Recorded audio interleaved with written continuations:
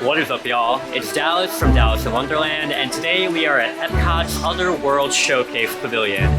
We're gonna do a brief documentary, I guess, on the Guardians of the Galaxy Cosmic Rewind attraction, which just opened recently at Epcot in Walt Disney World. But before we begin with our fun fact, history, tidbits, and so on, be sure to like, subscribe, share, ring that bell icon, and be sure to follow me on Instagram and TikTok. My handle is below, and it is at It's Like Dallas. Again, it is at It's in my name like Dallas. Now let's go ahead and enter the Other World Showcase.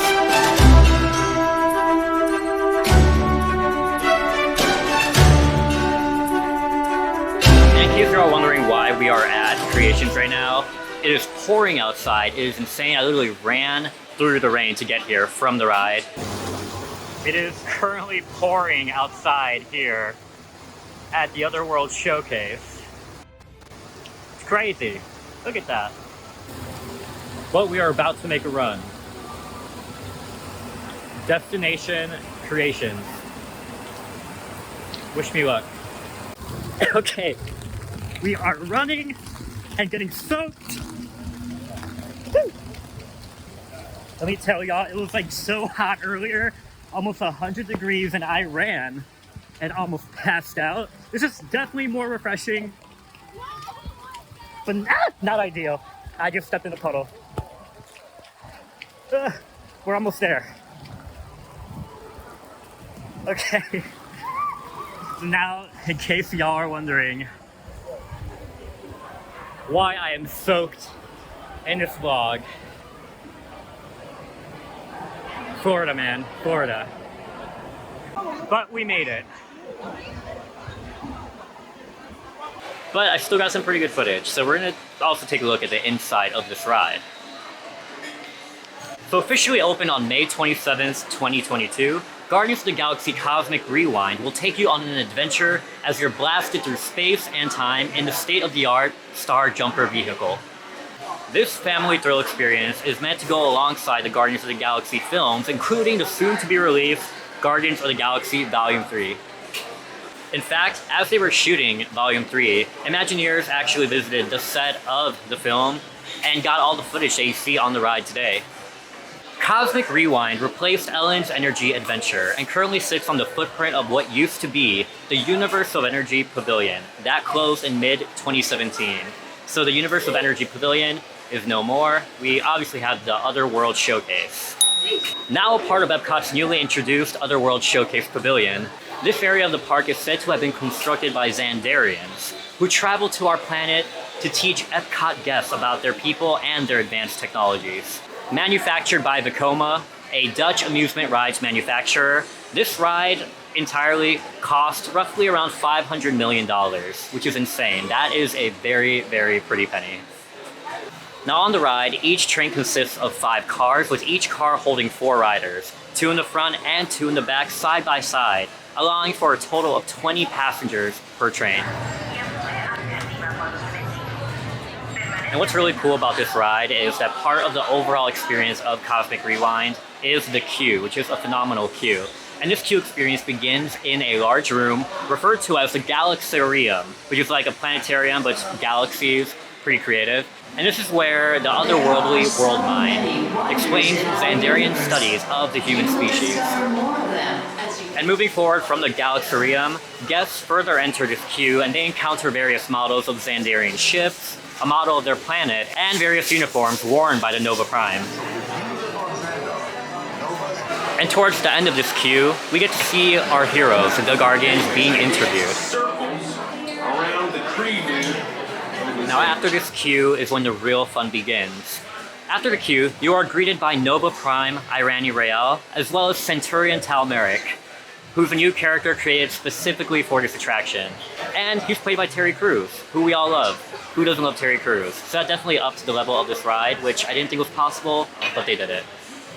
Now without spoiling too much, guests are welcome to the experience and are introduced to the Cosmic Generator, a piece of Xandarian technology which creates jump holes, otherwise known as the portals that are created to make time travel and space travel far easier. Following this is when Talmeric ushers guests into a teleport chamber, which takes guests to a Nova ship which is where our experience is set to begin. Or so we think. You made it! I mean, of course you did. Nova Prime? The ride following this elaborate and thrilling pre-show is absolutely breathtaking. You really feel like you're flying through space and time as you rotate through the cosmos to a soundtrack of one of 6 classic 80s songs. It's honestly absolutely amazing and, in my opinion, life-changing. This is my favorite ride, guys. No joke. Oh my gosh, y'all. I just got off of Guardians and I got One Way or Another for the first time. I have all the songs now. I have every song. And honestly, that was the best one yet. You can tell by my hair. That was amazing. Incredible. I cried. And of course, there's a pretty cool gift shop at the end of the ride called Treasures of Xandar, where you can purchase various memorabilia and merchandise from Guardians of the Galaxy and Cosmic Rewind to remember this fantastic experience. Now you may be wondering, how can you experience this ride? Now it's simple, but not so simple, but also simple.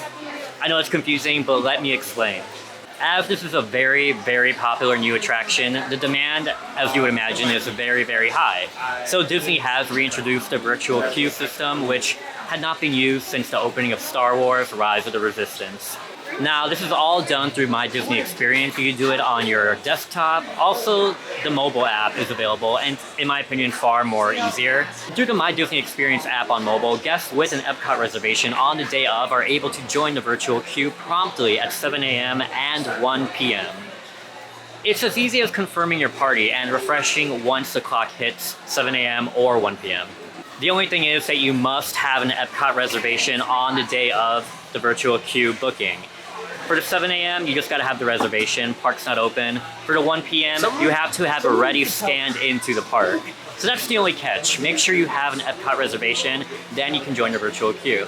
And once you've received your confirmation, you will also receive a boarding group number with an expected time to return to the attraction.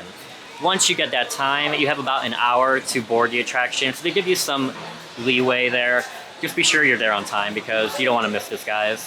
Now, it's a little complicated in theory, but so long as you follow these rules and refresh on time, you're almost always going to get the opportunity to experience the ride. It's not been an issue for me. I've gotten it every time. Just be sure you're there promptly at the time you need to be, and be sure you have that Epcot reservation. Anyway, thank y'all so much for watching Dallas in Wonderland. I had so much fun making this video about, again, my favorite attraction.